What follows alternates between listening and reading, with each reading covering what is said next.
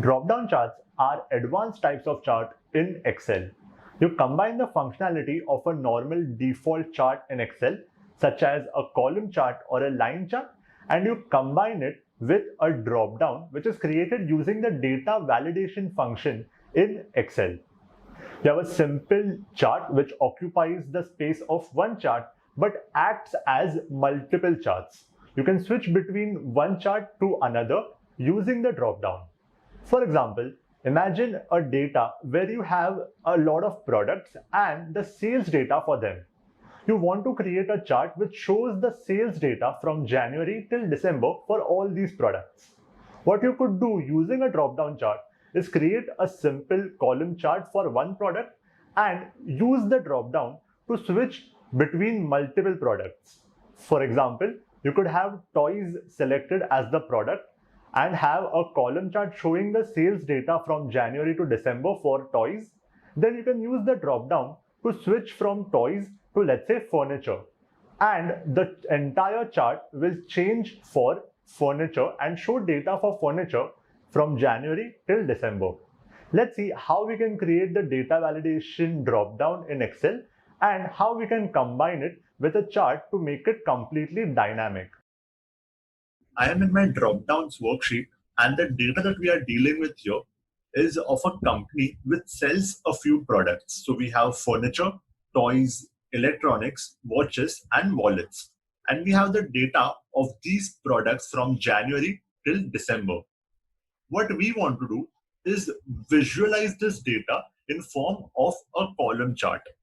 Now there are three ways to do this, two wrong ways and one the right way. Let's look at the wrong ways first.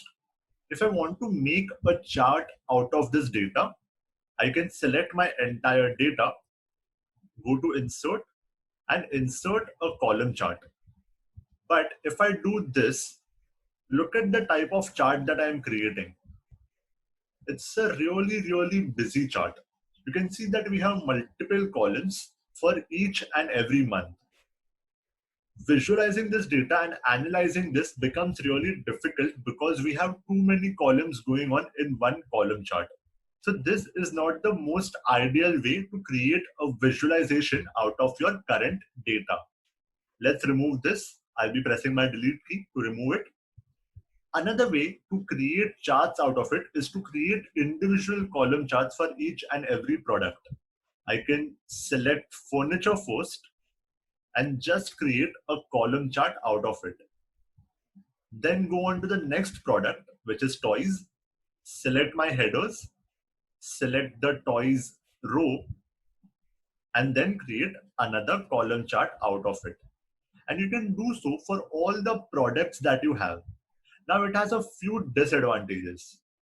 One, that your entire worksheet will be filled with multiple column charts. If you have more than 20 products in your data, and if you create a column chart for each one of them, you will have to skim through your entire worksheet and try to find out what is what. It will completely fill up your worksheet. Instead of that, what we can do is create a dynamic chart. It will help save you space in your worksheet, and secondly, reduce the amount of time that you will be taken to create all these charts. And to top it all, your charts will look extremely professional.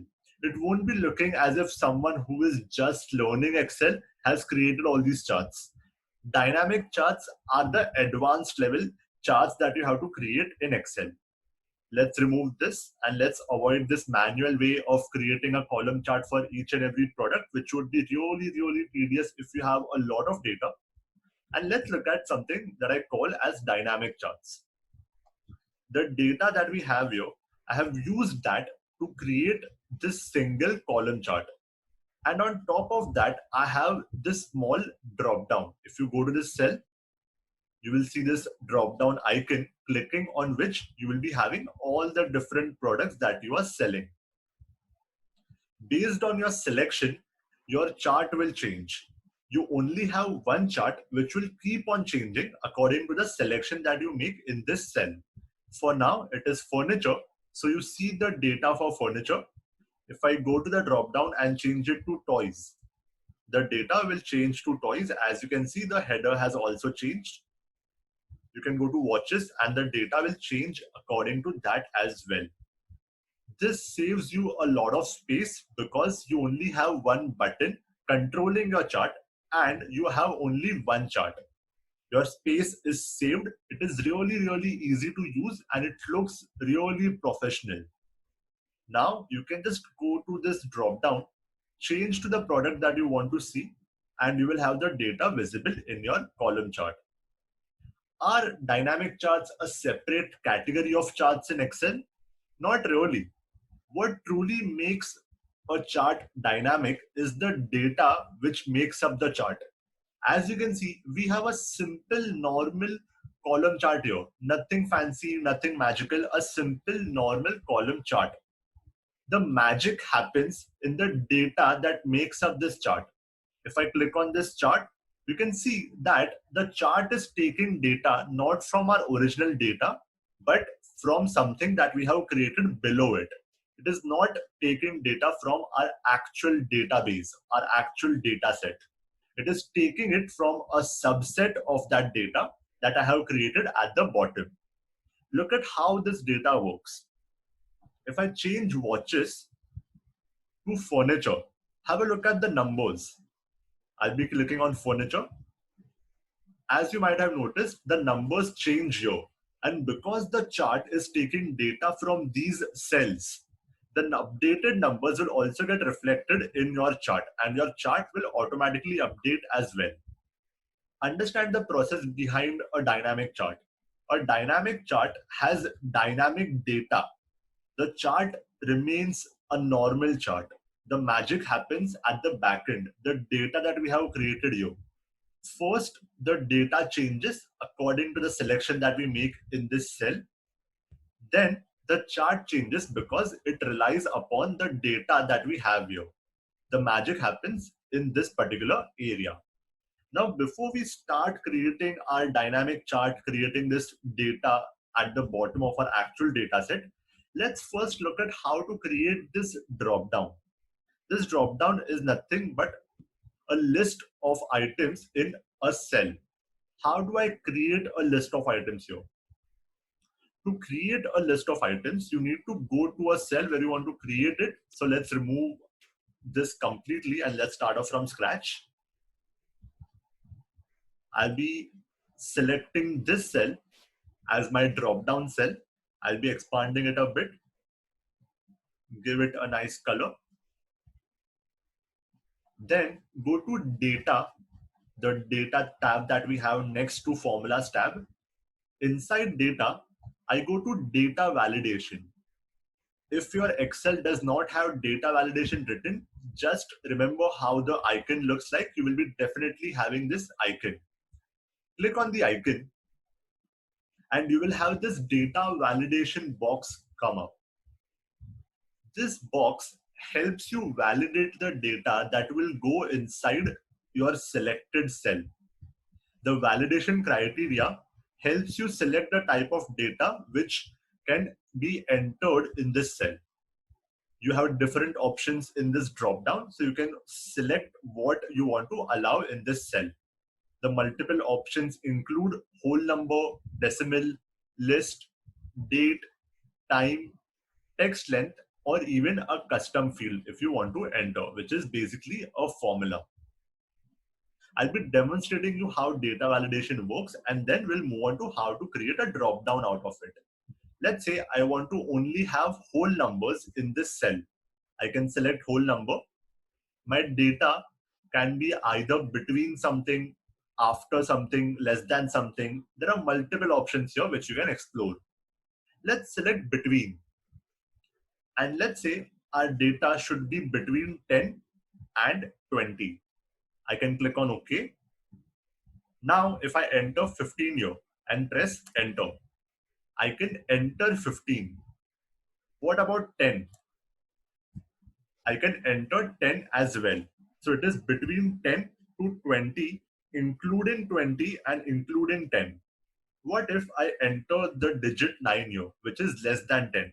If I try to hit enter, I will get this error which tells me this value doesn't match the data validation restrictions defined for this cell. What are these restrictions? These restrictions are the ones that we have set for this particular cell.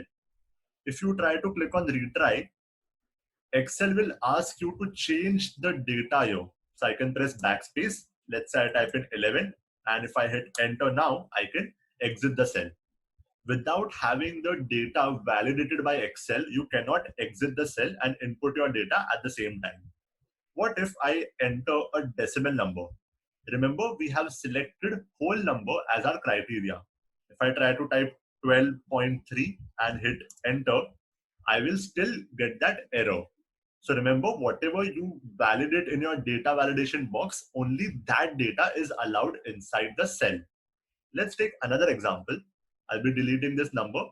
Again, going to data validation. This time, let's take text length, which is a text-based criteria.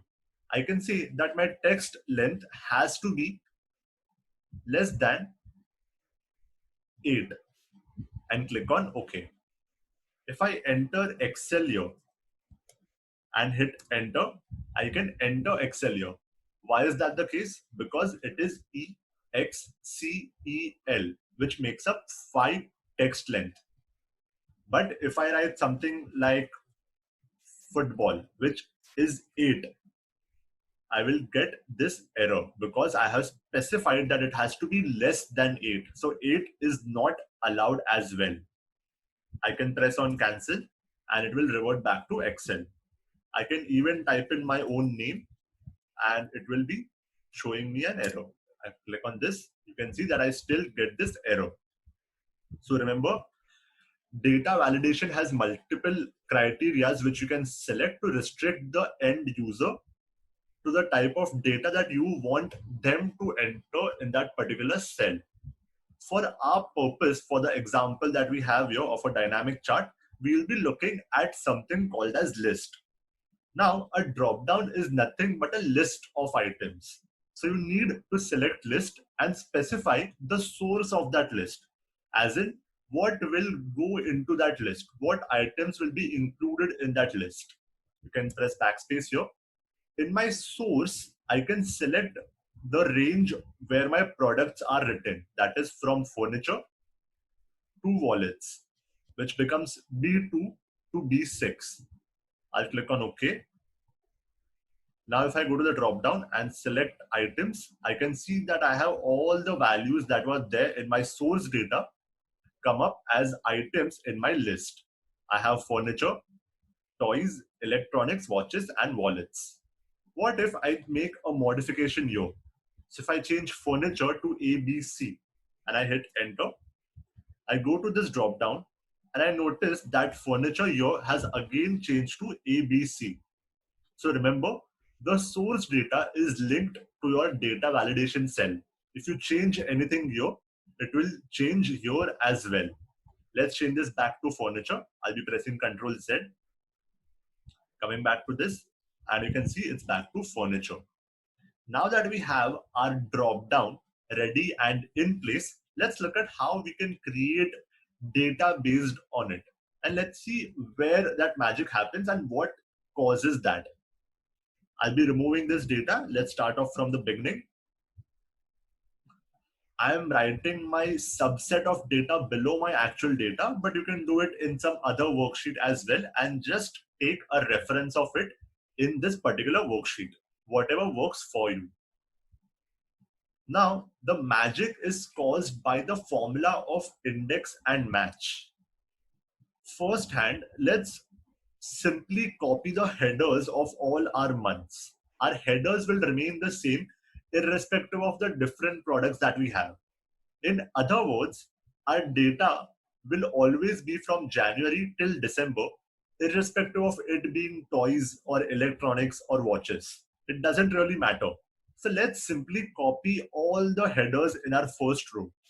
I can say is equal to this cell, that is B1, hit enter, and then drag it across to have these cells filled up with the corresponding references. So here I have H1 for July. I'll be having I1, and so on. I have my headers in place. Now, in the next row, I'll be using the index match formula. What I want to do here is to have the data of whatever is selected in this particular drop down. For that, I can simply go to this cell and say is equal to this cell. Basically asking Excel to copy whatever is there in this particular cell. If I change toys to furniture, this will also change to furniture. If I change this back to wallets, it will change to wallets, and so on. Now that I have specified what products data I want, I need to enter my index match formula to get the answer from our original data. How does this work? Remember, index match has two aspects. Index helps you select your entire data. Then you have row number and column number. In row number and column number, we will be using the match formula. For example, in the row number, we want to have our product specify the row from which our data will come. For example, if I have, let's say, electronics here, my data should be coming from row number 1, 2, 3, and 4. My data should be coming from the fourth row, which is electronics. So anything from this particular row. Then we move to column number. Column number is specified by the month that we are in. If I'm trying to find the data for January, the column number will be 1, 2, which is the second column. What about May? It will be 1, 2, 3, 4, 5, and 6. For May, my column number will be 6, and for electronics, it will be 4. That's what I want from the match formula. We already have had the look of the index match formula when it came to the formula section. Let's practice it once more here. I'll start off with writing is equal to index. For the first part, I have my array. Array will be my entire data, comma. For row number, I want my product to specify the row number. So I need to find electronics in the first column here and get the row number of that particular product. For that, I'll be using the match formula, MATCH. Lookup value is this cell. Here you can either select this cell or this cell. It really doesn't matter because both of them will always have the same value, which is the product that is currently selected. I'll be selecting this cell, comma. Lookup array is where do you want to find this product, which is in the first column. Everything starting from the first cell to the last cell in this particular column, comma. Exact match, bracket closed. Again, comma, to move on to column number. So here we are done with the first match formula, which will end up giving us the row number. Let's now enter another match formula for the column number. I'll be starting off with match.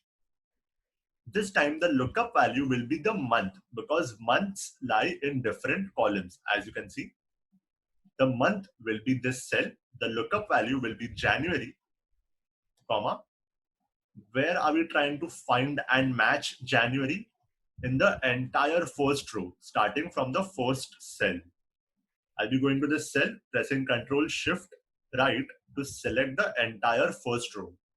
That is from B1 to N1, comma. Again, exact match and bracket closed. This closes my match formula. I'll be adding another closing bracket to close my index formula. Once I do that, I can hit enter and I get the answer 58,354, which is the right answer for January for the product electronics. Let's see if it works if I change the product from here. If I change this to furniture, my value changes to 29,635, which is the actual value for the furniture product in the month of January. I can change this back to electronics and I get the same answer again. Now I want to do the same for all the different months that I have. instead of writing the formula again and again for all the different months and repeating the process more times, what I can do is try and make a few things constant in this formula so that I don't have to write it again and I can simply drag it across. Let's see what we have to make constant. I'll be pressing F2 to edit the formula. Instead of that, you can also double click on the cell and you will be entering into the formulas editing part. Here, first of all, I have the array. Array will remain the same irrespective of the month that we are in. The actual data remains the same for January as well as December. So we need to fix the array. I'll be selecting my array from B1 to N6 and press F4 to lock it in. Coming to the first match formula, we have the lookup value, which is this cell. If I don't lock B10, if I don't make it constant, and I drag my formula across, this cell reference will keep on shifting one cell to my right, which is not what I want because my product will always be determined from this cell. That's why I'll be locking B10 as well. Coming to the lookup array, where do I want to find my product? In B1 to B6. Will this be constant irrespective of the year or irrespective of the month actually? Yes, it will be, because if it's January or if it's December, it doesn't really bother me. I need to find product in this particular area only. It will not be changing if I am in January or if I am in October or if I am in December. It won't be changing. So my lookup array will also be constant. Coming to the second match formula, first we have the lookup value C9, which is the cell which determines the month that we are currently in. Do I want this to shift to February if I drag this cell, one cell across to my right hand side? Yes, because when it comes to February, I want data for February. So I want January's reference changing to February, then changing to March, then to April, and so on. So C9 will not be locked because I want to change January to February when I drag my cell across. Coming to the lookup array, the lookup array will remain constant irrespective of the month that I am in. If I don't lock this, and if I drag my cursor or drag my cell across to February, the entire range will shift one cell to its right, which will include the O cell and not include the B1 cell, which is something that I don't want because it will be giving me wrong answers. Why will it give me wrong answers? Because the cells that are right to it, the right of my data, are actually empty. And using that to get my answer will actually not result in the correct answer. So I'll be locking this as well. And I'm done. I can press enter now and successfully drag it across. I can see all the values for all the different months. Just to cross check if these values are true or not, let's select watches. Have a look at the actual watches data and the one that we have here. If you manually have a look at this, all the values till December are matching with our actual values. The only thing that is left to do here is to select our data that we have created at the bottom, then go to insert and simply insert a column chart. Once you insert that, bring it to my right hand side.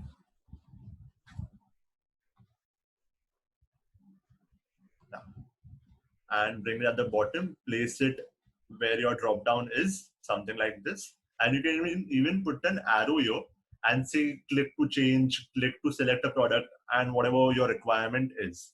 I'll be placing this below my actual drop down and just writing here, click to change the product, and even make it bold so that people can recognize it quickly. I can even make this bold. You can do all sorts of formatting here, and now you have a dynamic chart which saves you a lot of space and a lot of time. You can simply go to this cell, change it to furniture, and your data will change according to it, which in turn will change your column chart because your column chart is based on your data. You can again go to this and select something else, let's say toys, and the data again changes along with the header. Why is the header changing? Because the header is being taken from the cell that we have specified here. If I click on this chart, you can see that the red cell is specifying the header. I change this to something else like wallets. This will change to wallets, which will in turn change the header or the title of our chart to wallet. So that's how you can create a dynamic chart. That's it for this lecture. And in the next lecture, we'll be looking at another type of dynamic chart, which is the control spin dynamic chart.